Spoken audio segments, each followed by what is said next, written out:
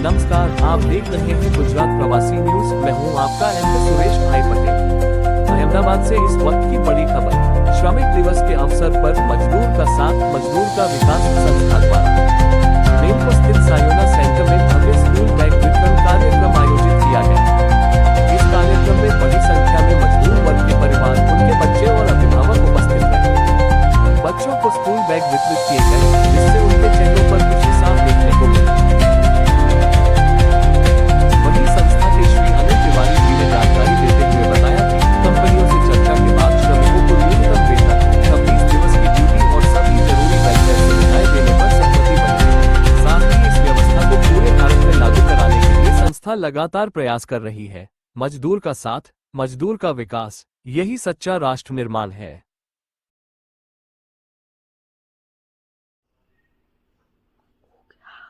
आज 1 मई मजदूर दिन के रूप में जाना जाता है। सभी मजदूरों को तिवारी सर की तरफ से हार्दिक शुभकामनाएं। प्यारे मजदूरों, जब हम देखते हैं कि भारत 1947 में आजाद हुआ, लेकिन मजदूर की स्थिति में कोई खास परिवर्तन नहीं देखा गया। कभी कभी मैं सोचता हूं कि मजदूर की मजदूरी कैसे बंद होगी।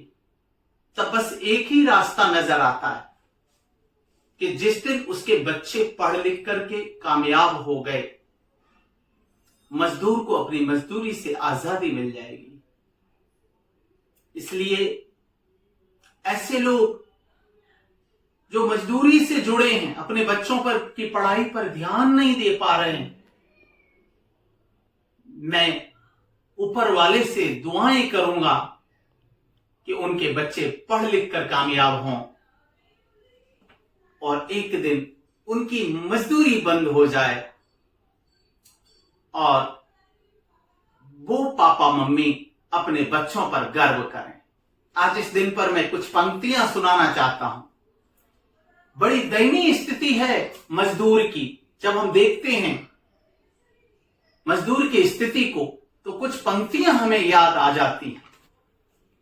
शुरुआत हम वहां से कर लेते हैं कि जिनकी मेहनत से बना करते हैं महल और कोठियां, उनकी ही तकदीर में घर बार क्यों होता नहीं, उनकी ही तकदीर में घर बार क्यों होता नहीं। कितनी मेहनत करते हैं। भारत का सारा विकास, रोड, रास्ते, बड़े बड़े महल, संसद, बड़ी बड़ी मशीनरियां, बड़ी बड़ी कंपनियां, ये सब मजदूरों ने बनाई। लेकिन मजदूर की स्थिति में दुख ही दुख लिखा है। तब मुझे कुछ लाइनें याद आती हैं। मजबूरी का बोझ उठाए एक भला मजदूर चला, निकल पड़ा वो अपने घर से, निकल पड़ा वो अपने घर से, जाने कितनी दूर चला, निकल पड़ा वो अपने घर से, जाने कितनी दूर चला। टूटी दीवारों के घर में वो कुछ सपने बुनता था, उजड़ा हुआ चमन था फिर भी सुख की कलियां चुनता था। आशाओं के फूल खिले थे मुस्कानों के गांव में, बदहाली में उस गरीब के छाले पड़ गए पांव में। जीवन कटता फाकों में अब, जीवन कटता फाकों में अब, यही सोच मजबूर चला। मजबूरी का बोझ उठाकर एक भला मजदूर चला। माता पिता का तन जर्जर हो जाता है अपने बच्चों के विषय में सोचते सोचते।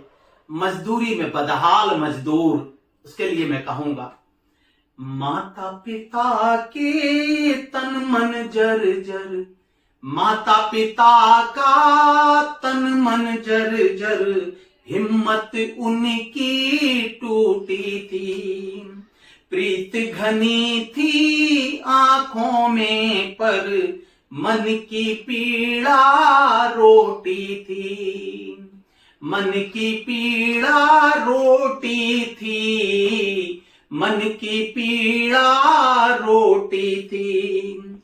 भूख भूख चिल्लाते बच्चे, भूख भूख चिल्लाते बच्चे, जीवन एक कसौटी थी। अपने घर की भूख मिटाने, अपने घर की भूख मिटाने, आंखों का वो नूर चला।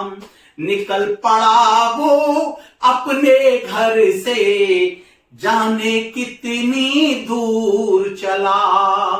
निकल पड़ा वो अपने घर से, जाने कितनी दूर चला।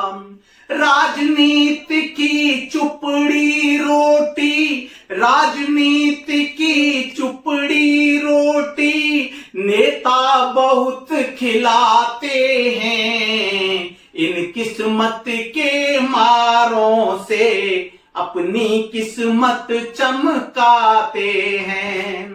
इन किस्मत के मारों से वो अपनी किस्मत चमकाते हैं।